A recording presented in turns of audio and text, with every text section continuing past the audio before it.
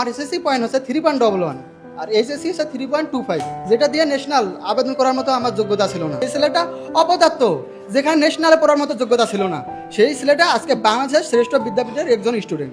একটা পয়েন্ট বা একটা জিপিএ কারো ভবিষ্যৎ নির্ধারণ করে দিতে পারে না। মসজিদে যদি নামাজ পড়তে চাই, সেখানেও ভাইয়ার যে পিডিএফগুলো আছে, আমি পিডিএফগুলো সেখানেও পড়তাম।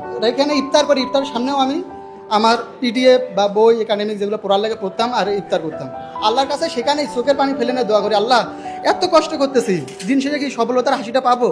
আসসালামু আলাইকুম, আমি আনিস ইসলাম, বাংলা বিভাগ, বরিশাল বিশ্ববিদ্যালয়। আমি শুরু করি আমার এসএসসি পয়েন্টে দিয়ে বলি। আমার এসএসসি পয়েন্ট হচ্ছে 3.11 আর এইচএসসি হচ্ছে 3.25, যেটা দিয়ে ন্যাশনাল আবেদন করার মতো আমার যোগ্যতা ছিল না। আমি যোগ্যতায় সেটা করতে পারি নাই, আবেদন করতে পারি নাই।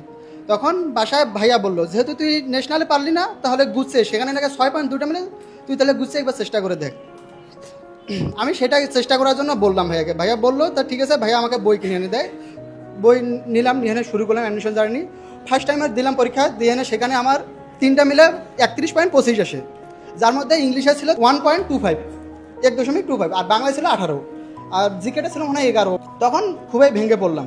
ভেঙে পড়ার পর আবার আমাকে ভাইয়া বললো, আমি আর পড়াশোনা করার ইচ্ছে ছিল না, যেখানে আমার ন্যাশনালি আবেদন করার নাই, ন্যাশনালি পড়ার যোগ্যতা নেই, সেখানে আবার এখানে বাংলাদেশের শ্রেষ্ঠ বিদ্যাপীঠ, সেখানে পড়াশোনা করা তো এখানে একটা বিলাসিতা, এর বেশি কিছু না। কী করি তখন বুঝতেছি না আমি বিষয়টা। তখন ভাইয়া বললো, দেখ আবার চেষ্টা করে দেখ, পারলে পাইতে পারিস, আল্লাহ যদি ভাগ্যে রাখে, দেখ তুই পারবি। ভাইয়ার এই কথাটার উপর ভিত্তি করেছিলাম, ভাইয়া শুধু বলছে যে তুই পারবি, এই কথাটার উপর ভিত্তি করে আমি আবার দ্বিতীয় অ্যাডমিশন শুরু করলাম। আবার আই এডুকেশনে ভর্তি হলাম। ফার্স্ট টাইমে আই এডুকেশনে ছিলাম, আবার আই এডুকেশনে ভর্তি হলাম অনেক আশা নিয়ে।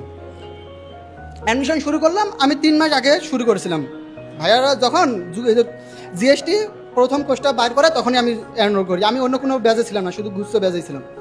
শুরু করলাম, শুরু করে না আমার অ্যাডমিশন শুরু করলাম। আমি শুধু রমজান মাসের আমার যে অ্যাডমিশন যে ছিল, আমার যে পড়াশোনার যে রুটিনটা ছিল, শুধু ওইটা শেয়ার করবো, আর করবো না বাকিটা। আমার এরকম ছিল, মানে রোজার মাসে নাকি সেখানে একটা হরফ বললে 70 নেকি পাওয়া যায়, সেখানে আমি সেটা করতাম না। আমি রুমে যদি মসজিদে যদি নামাজ পড়তে চাই, সেখানেও ভাইয়ার যে পিডিএফগুলো আছে, আমি পিডিএফগুলো সেখানেও করতাম।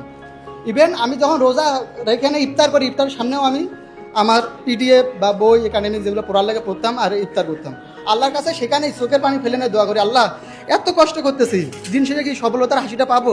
জুনিয়রদের উদ্দেশ্যে আমি একটা কথা বলবো, আমি অ্যাডমিশন জন্য আবার বলতেছি, একটা পয়েন্ট বা একটা জিপিএ কারো ভবিষ্যৎ নির্ধারণ করে দিতে পারে না।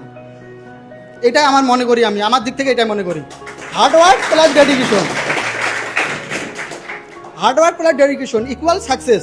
I trust this formula. আমি এটা বিশ্বাস করি, কেননা ভাগ্য, পরিশ্রমের ঊর্ধ্বে সবসময় ভাগ্য যেতে পারে না, কেননা পরিশ্রমের ভিতরে সফলতা নিহত থাকে। আল্লাহ নিশ্চয় আল্লাহর পরিশ্রমিকদের হতাশ বা নিরাশ করেন না, যেটা আমি মনে করি। আমার গুচ্ছে পজিশন আসে 2159। সেদিনের কথাটা একটু বলি। আমার পরিবার লোক এত পরিমাণ খুশি হয় যে এই ছেলেটা অপদার্থ, যেখানে ন্যাশনালে পড়ার মতো যোগ্যতা ছিল না, সেই ছেলেটা আজকে বাংলাদেশের শ্রেষ্ঠ বিদ্যাপীঠের একজন স্টুডেন্ট, যেটা আমার পরিবারের লোক এখনও গর্ববোধ করে, আমিও করি। ইনশাল্লাহ সামনের পরটুকু আবার এসে ভালো কিছু করার মতো প্রত্যাশা রাখি। এই বলে আমি আমার বক্তব্য শেষ করতেছি।